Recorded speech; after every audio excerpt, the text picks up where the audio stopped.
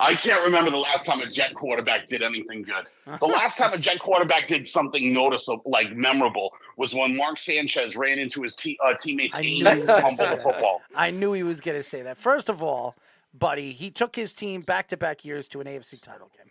So he did pretty well there. And then he ran into one of his teammates' anuses and fumbled the football, and then that ruined his whole career. It's so funny. I was talking to Mikey C today, and I said, do you notice all the quarterbacks, all the high-profile quarterbacks that the Jets have drafted over the last couple of years, their careers practically ended on the Jets when they played the Patriots.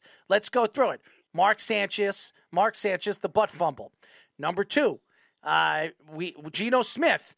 Before he got his face punched in by his linebacker, the week before he loses against the Patriots, where he threw 3 interceptions, and that practically ended his time with the New York Jets. And then Darnold was seeing ghosts. Then it was Sam Darnold opening his mouth saying in New England that he was seeing ghosts. That was his time, and that was his done. And then Zach Wilson this year in his second game against the Patriots puts out a lousy game and then doesn't take responsibility on why the team lost. He didn't take any responsibility against the Patriots. In fairness, I think the Patriots intercepted him 5 times his rookie year, too. Didn't he have 3 interceptions one game and 2 the next or something? 3 interceptions is one game for sure. I think the first game they played against the fact is that it seems like it, and this is a person that can't stand the Patriots, every single young Jet quarterback that they bring in always seemed their career to be over after they have an unbelievable. I don't think that's a Patriot thing, though. I think that's just a Jets are cursed thing. It's more of a I think Jet it's the thing. Jets are cursed. The cursed against the Patriots because it's the cursed period. But although Sanchez did beat Brady in the playoffs, so he did, and he did beat Peyton Manning in the playoffs. Yes, he did. Mark mentions that he beat Sanchez, and Sanchez beat Brady and Peyton Manning in the playoffs.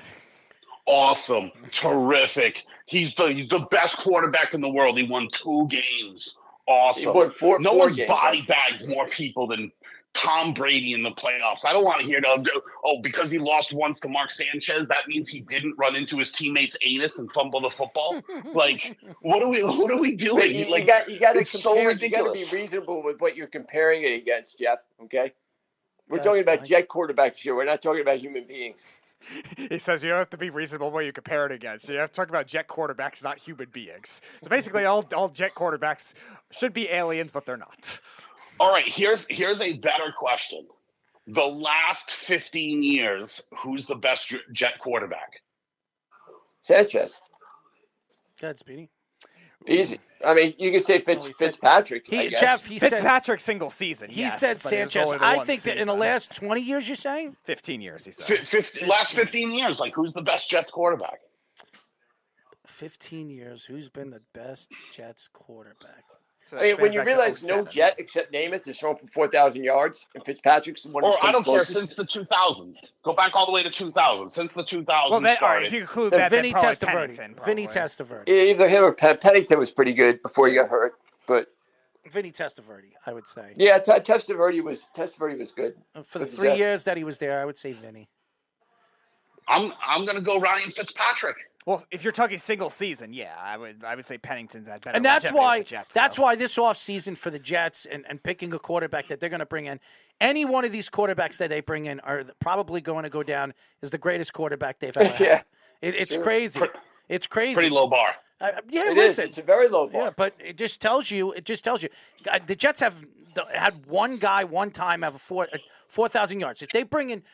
Derek Carr, the first guy to do it. Yeah, if you bring in Derek Carr's he's done it almost every single year. So the chances of it happening over there with the Jets is a good one. Right. You bring so Aaron. Every quarterback does it almost every year. The Jets are the only the team whose quarterbacks haven't caught on. Yeah, but that and the Jets were always a defensive-minded The Browns team. and the Bears might have an argument there, Mark.